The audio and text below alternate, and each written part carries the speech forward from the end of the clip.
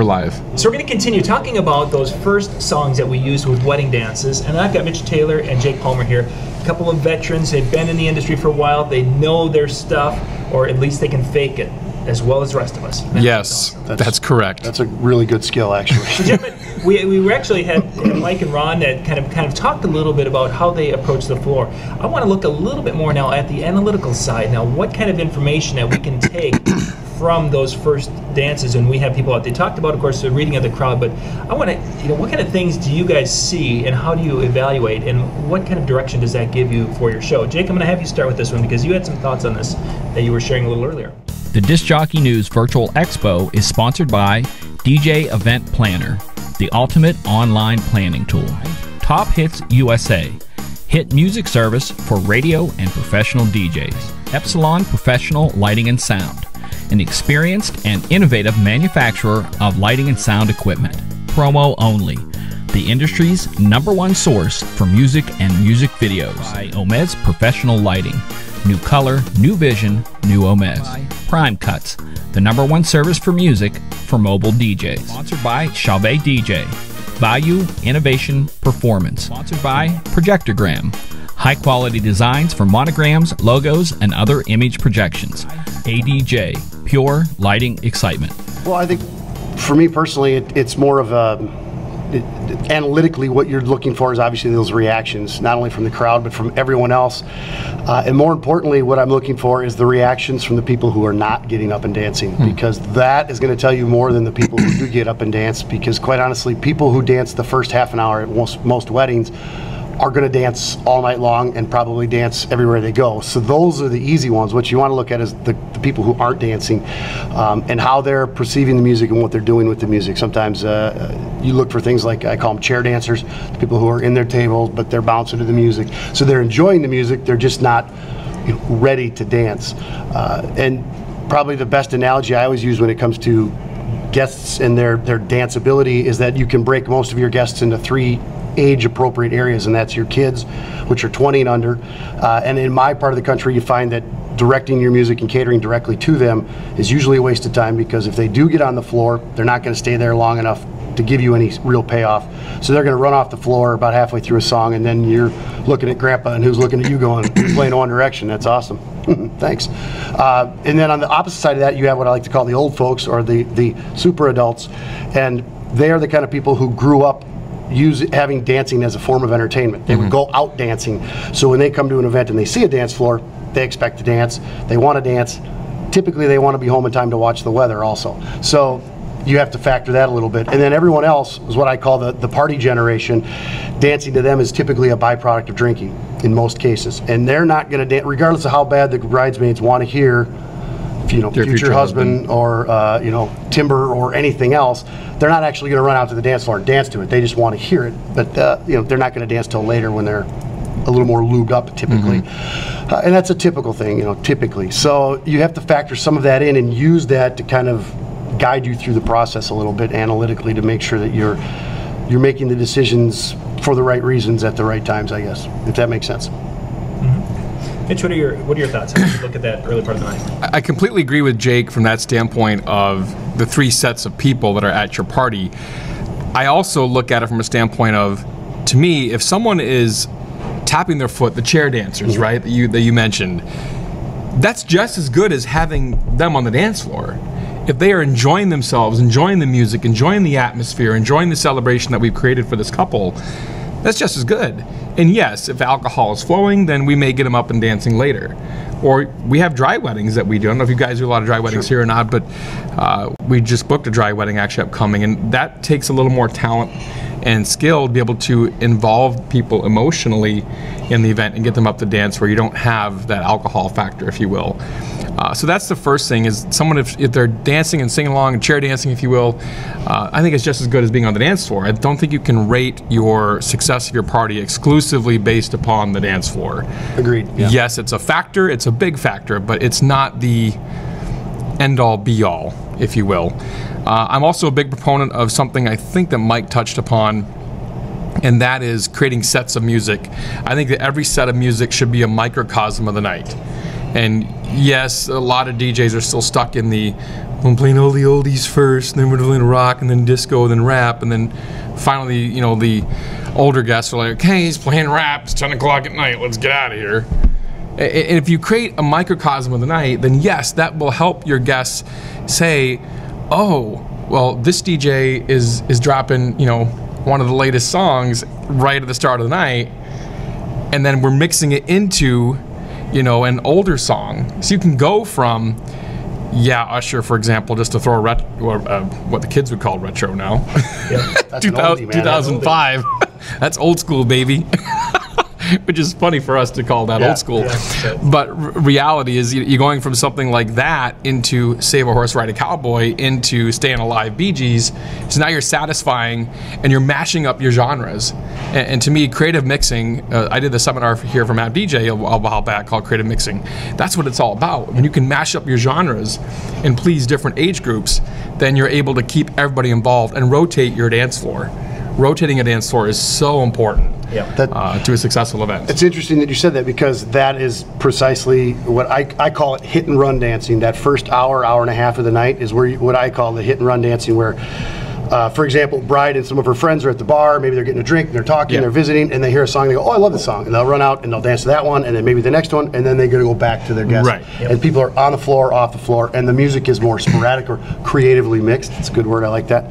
But it doesn't flow like a typical pattern for me, and I hate the word typical when it comes to describing weddings, but a typical pattern would be that hit and run type dancing for the first hour to two, and then if we're going to do any of the traditional activities such as a dollar dance, garter bouquet, those types of things, that's when I would stop and do those. Interesting. Because that is where you find, especially in my area, that's where you find the turning point of your evening. By now, as you come out of those events, it's around that 10:15, 10:30 time frame when the older folks want to leave, the people with the younger kids are going to start to go, and now you get into more what I would classify as sets of music. You know, as a rule of thumb, I always like to say that when it comes to Midwest white weddings, because that's where I am and primarily what I specialize in, Midwest white weddings, what you'll find is that most of your adult guests will only dance to songs they know the words to. Absolutely. And that is for two reasons. One is it's a comfort factor. If I know the song by heart, I know exactly what to expect all the way through, because most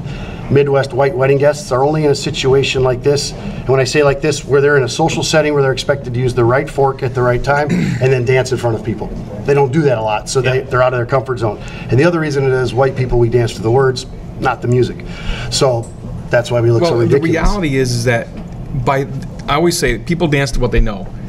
You know, I can't tell you how many DJs I've scolded over the years in training in the company I work for, I'm at the Detroit, and then my current company now, for, oh, we got to play the latest X-Mix remix of... Seriously? Not at all. I mean, do I spin remixes at weddings and do I beat mix at weddings? Yes. But they have to be so close to the original because people dance to what they know. And that's crucial. The other thing you touched upon I think is interesting, and maybe it's just a philosophical difference and nothing wrong either way. You mentioned first like 2 sets of the night and then going into a dollar dance. Yes? Yeah, well, probably later than that. It depends, but later than that. Okay. Hour to hour and a half is typically interesting when I would stop to do the dollar dance. I normally do a dollar dance earlier. We do a first set of music to start the night, and then if we are doing a dollar dance, and this is, I'm a firm believer in giving credit where credit is due. This is something I learned from Bill Herman, and that is if you take, because some people think the dollar dance is cheesy, right? Oh, yeah. So the reality is if you take the cheesiness out of it, what's the cheesy part? The dollar, right? So if you take that out of it, what is it? It's a receiving line. People are greeting the bride and groom and saying congratulations and thank you and that kind of thing. So for me, and why do we do a dollar dance? We do a dollar dance to make more money. Who is always the first to leave? The older guest. Who has the most money? The older guest. Calling a spade, it is what it is. So we always do it after that first set of music so that we're able to get everybody who wants to be a part of it. If they didn't do a formal receiving line at the church or at the ceremony site, so that this way everyone gets through it, and then of course you can lead off from there into an anniversary dance. You can just do an anniversary dance leading off into the dollar dance by pairing it appropriately, do an anniversary dance where you invite all married couples and then split the room. Okay, guys on one side, ladies on the other side, and then boom, you're right in a dollar dance. Yeah. It's a good transition, good segue. It's just interesting to split one or the other. Well, and part of the reason I do it that way is I want to give people a chance to dance that want to dance right away. Sure. Because there are people who want to dance right away. Absolutely. And the one thing that is a side note or caveat on that is the one thing that I always stress to especially when I'm doing any type of training, is that a lot of young DJs will figure out that pattern of the kids, the older folks, the middle folk, and they'll go, oh, so I'll have to play the old stuff early, and that's actually not what you want to do, because Agreed. You've just alienated 2/3 of the wedding. Yes. So what you want to do is you want to play music that all three of those age groups like. And what I always say is think about the songs you're playing, that you're going to play songs that appeal to the majority of people in the room at any given moment in time. So that first 2 hours, you're looking at ages 7 to 70, whereas the last 2 hours, that age group 25 narrows. to 45. Yeah, it starts to slim down a little bit. And what you'll find is that with that hit and run type dancing, where you're getting more creative with your mixes, where you might go an oldie into a country and a country into a rock or whatever, you're going to get more of that interaction. The other thing that helps is when I do that dollar dance, the way I do it immediately then into, if they do a traditional bouquet, and I always encourage to do non-traditional bouquet things like during dinner, or use the anniversary dance as a bouquet, is that if you're going to do that traditionally, where we're going to get the girls and throw the bouquet, and then we're going to get the guys, and we're going to, then I want to do the garter immediately after the dollar dance, and then I want to do the bouquet immediately after the garter. So A, I don't have to stop dancing later once I fill the dance floor again. Agreed. And B, I want to make sure that I'm in when I'm done with that garter, I've got all these girls on the dance floor, or not the garter, the bouquet. I've got all those girls on the dance floor, and I can immediately go into get them hot song. And that's also what I find is it's a nice transition period, because you're in that point where some of those people are starting to leave, or they want to leave, those older folks, the people with the younger kids, and the music wants to, all the bridesmaids now are like, let's go. Yeah. So it just makes it smooth. And that's not all the time, obviously, but that's as a nutshell, I guess, as you can get it. And sets should be started with what I call like hip pocket songs. Songs that are almost always guaranteed to work, that where it be, your typical Cupid Shuffle, Wobble, Cha-Cha Slide, the interactive stuff. And then from there, again, you can right turn. Right turns I just love, when you can just right turn into a song like, holy crap, I've never heard that before. Mitch, give us a definition of right turn. Okay, so right turn, this is one that I do. The opposite of turning left. Which is why I love him. Where's my apple? Hey, where's the apple? Toss the apple over here. So for example, you're doing a cha-cha slide, for example, right? And then all of a sudden, at the tail end of cha-cha slide, if you hit that on the post right, sorry, do I need to explain what a post is? I was going to ask that, but let's finish. Okay. Go ahead, maybe hit post now. So a cha-cha slide, if you beat mix on the outro, and I'm a huge fan of beat mixing at weddings, not everyone is, some people are, some people aren't. I came from a club scene, I spent it on Carnival, so I just... You do. I learned what it is, that's what I do. But you beat mix out a cha-cha slide into, for example, a right turn would be Shook Me All Night Long, AC/DC. Because they're expecting, oh, clubby, clubby, clubby, and then boom, you're right into rock and roll. And if you hit that mix exactly right, it hits the post. The post is where in radio, I know Jake worked in radio, and many of us here in the room worked in, Mike Anderson worked in radio, so many of us have worked in radio. But when the DJ talks over the beginning part of the song, right up to when the lyrics hit, that's hitting a post. You can do the same exact thing with your mixing.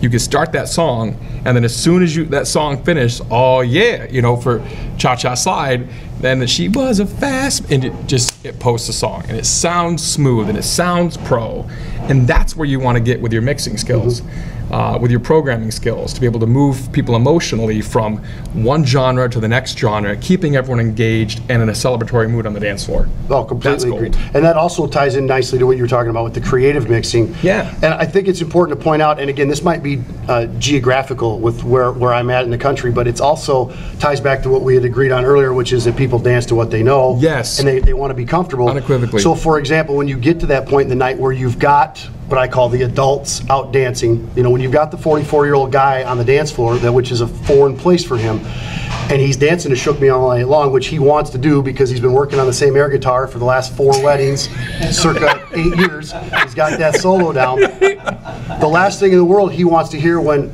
Shook Me All Night Long goes, he builds to that big end, all night long, boom. He does not want to hear a right turn right there, because if you take him into a different genre, you throw him out of his comfort zone. That I agree with you lose on. his mind.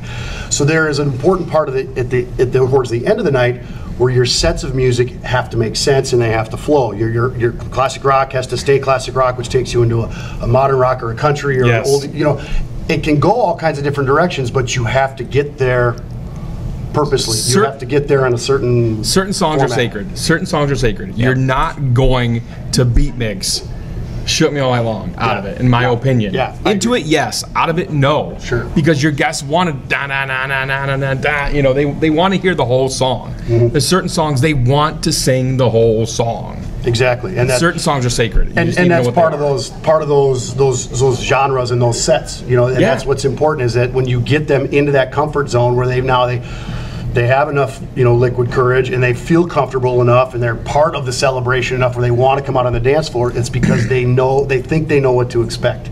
They feel comfortable, and if you throw them off, they'll turn on you and they won't come back, and they'll give up completely. So The other thing that's crucial is to research your client and to know regionally where they're coming from. Sure. So for example, if you got people come from the Carolinas, you might want to look at some shack music. If you got people like in our area, for example, from Escanaba, Michigan, if we have guests coming from Method Detroit and they say, we want to do the hustle, then a lot of people will take that, oh, well, that's Electric Slide or Electric Boogie, Marcia Griffiths. Not in Detroit, it's not. In Detroit, they do the hustle to My Eyes Don't Cry by Stevie Wonder. So you need to know that. You need to know your regional differences and know where your guests are coming from to be able to acclimate your programming accordingly. Oh, for sure. And it's one of the things I use, and this kind of ties back to our original topic, who knew we could get back there, is I made a right turn. It's Mitch and I. And we're If back. nobody stops us, we'll go all day. Eventually, we're going to be That's how I got talking about married. something completely different. That was good. By the way. One of the things I always explain to guests, or especially at the beginning, and I have this conversation with potential brides and grooms, is I call it the 3 rules of thumb when it comes to picking the music that I'll play at their wedding. And I always say rule number 1 is their input as the bride and groom. Amen. And I tell them specifically, I say, you know, I want to know what you like, what you don't like, what you want, what you don't want, and then I add the however. At the end of the day, you two are 2 of 225 guests, and you're 2 of the younger ones, so I have to take exactly what you want with a little bit of a grain of salt, because if I play only the music you like and you want, there's a good chance at 9:15 it's going to be me and you and 12 of your closest friends, and everyone else will have left. And if that's what you want, then by golly, we'll rock the house, but that's probably not what you want. And when you explain it to them like that, and they still give you that look like, that guy's crazy, then I know I don't want their show, because they don't understand what it is that they're hiring me to do. Most of them go, oh yeah, that makes sense. And the reason that you have problems with brides is because no one took the time to hear them and explain. So, and then when I get to the other 2 rules, by the way, are my experience and their guests' input. And I openly, during my introductions, I actually say, you know, listen, if you want to hear a song, if you come up and tell me, let me know, and that way you're more in touch. And I always say it's kind of like cheating. You know, when your guests come up and go, hey, we'll dance if you play this. Well, yeah, why wouldn't I do that? And that kind of comes back to, I guess, which could be a philosophical difference, which is why any DJ or entertainer would give the bride and groom complete control of the music is beyond me, because that's like that's like a mechanic giving you complete control of how they fix your car. You know, it doesn't make sense to me. So I always think it's important that you make sure you and the bride and groom are on the same page when it comes to that music and what you're using the music for. There's so many places to go with this. Down goes camera. What was it? Sorry. The little camera went. Well, we can't have nice things. That's why we can't have nice things. That's why we have an otter box there. Yeah. Fixing the camera. Fixing this. Okay. So pick one Are and we go. still live? We are. Well, Okay. we're still going. So We just dropped the camera. I guess we're still here. 2 things on there I want to speak to. Number 1, the bride and Turn around, groom's Jeremy. input on a playlist. We also cover what they want, what they don't want, right? Sure. Something I learned probably 4 or 5 years ago now. I had a bride and groom that came to me and said, okay, we don't want to hear Baby Got Back. Okay, fine. No big deal. A bunch of the groomsmen that night coming up saying, hey, you gotta play Baby Got Back, gotta play Baby Got Back. Bride comes up to me midway through the night and says, "You can play Baby Got Back." I'm like, "Okay, she's the bride. Sure, no problem." So I'm up there, and this is back when we had HD 2500s. Okay, before we had laptops and all those things. And I'm sitting there, you get that little screen, you know, and the jog wheel in the middle, and and so Baby Got Back queued up, and the groom comes up. There's 45 seconds left to go in the song. Groom comes up, taps me on the shoulder. "You got Baby Got Back next, don't you?" I'm like, "Yeah." "Don't play that song." I look up, there's the bride. "Will you please play that song? Will you please?" I'm like, 30 seconds left to go. I'm like, And so finally, I ended up not playing the song. Come to find out, it was a huge thing where he did it for a talent show, like years ago, and the groomsmen were egging her on to get her to play it and have the groom do it. They got in a huge fight, blew up, bolted out of the reception, and the party pretty much died at that point. So you have to, and go back to Bill Herman, you have to ask why. I was just going to say the same thing. You have to ask why they don't want a song played. Why do you not want that song to be played? And now we also, in our final planning meeting, we have a sheet, part on the sheet that says, you know, who's ultimately in charge of the Do Not playlist. Let's all talk about it right now while we're all sober and we can have that conversation together. So ultimately, one of you is the deciding factor. I don't care who it is. One of you makes the final veto. Yeah, the final veto is with one of you. I don't care who, but I'm not going to have that situation happen ever again. Let's dig into that. Sure. How was that received by the couples? I mean, now they're going to look at each other and say, "Oh, no, we can make a joint decision," and then you're going to come back and. Most of the case, it's received fine after I explain why. And I think a lot of times our clauses and contracts or things we've learned over the years, they just eventually become part of our planners, part of our process, part of our how we do things. And again, for me, it was about, you know, I don't ever want a bride to be put in that situation. I don't want to ever be put in that situation myself ever again. I agree, and I think what I find even more importantly is that most of the time the do not play songs that brides list, because it's typically the brides that make that list, typically those are songs that are going to be requested. People are going to want to hear those songs. And so I always, here's what I find most of the time, 85% of the time when I say, "Why do you not want me to play this song?" What I find is like, "Well, I don't care if you play it, but I don't want to dance to it." Yeah. Well, that's fine. I'm not gonna, I'm not gonna force you to dance to anything. And the other thing and that's what you have to feel out sometimes is like, you don't want to hear this or you do not want to dance to this. Yeah. And that's a big difference because again, and it goes back to what Ron and Mike had talked about, that stereotypical cheesy DJ. Well, I don't want this song because I don't want you to drag me and my new husband out on the dance floor and create a circle and make everyone do the chicken dance around us. Okay, well we're not going to do that. That's that's ridiculous. Yeah. So a lot of times it's that. I hate to do it, but I got to give Bill Herman more credit here. You should have Bill up here. He apparently knows more than all of us. We're just quoting what Bill Herman said. This is really. But Bill Herman is famous. Bill Herman's famous for saying, "Always ask one more question." Yeah. Always ask one more question. And what I find, and this is my example, I always say to brides, and when we meet for the first time, I say, "You have to meet me in person before you make a decision about hiring me, because it's important that you know whether or not I'm a jerk." Because you might talk to 100 brides and they all say, "You got to get Jake." And then you call me and I go, $10, I'm there. And they go, "Whoa." And then the day of the wedding, I'm a jerk. And you go, "I might have paid $20 for a nice guy." The Disc Jockey News Virtual Expo is sponsored by DJ Event Planner, the ultimate online planning tool. For more information, stop by djeventplanner.com. Top Hits U.S.A., hit music service for radio and professional DJs. For more information, stop by tophitsusa.com. EPSILON Professional Lighting and Sound, an experienced and innovative manufacturer of lighting and sound equipment. For more information, stop by epsilon-pro.com. Promo Only, the industry's #1 source for music and music videos. For more information, stop by promoonly.com. By OMEZ Professional Lighting. New color, new vision, new OMEZ. For more information, stop by omezlighting.com.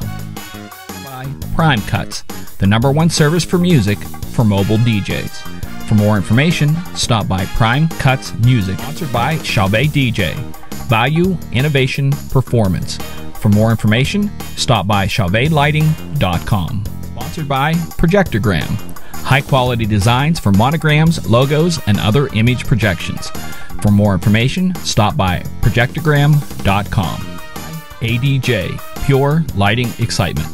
For more information, stop by adj.com. And then I like to explain to them that it was never a bride who invented the word bridezilla. You know, it wasn't a bride like, I am such a bee, look at me. You know, no, it wasn't a bride who came up with that term. But to take that even further, what I've learned over the years is that a bridezilla it's not a bride. A bridezilla is someone who none of her vendors took the time to find out what she wanted. Amen. And find out if it's possible. And I like to use the contractor reference. Whenever you're talking to a contractor or a DJ about your event and everything you ask of them, they go, sure, no problem. Yep. Sure, no problem. Red flag should go up. If you say to your contractor, and we want a swimming pool in the kitchen, he goes, no problem.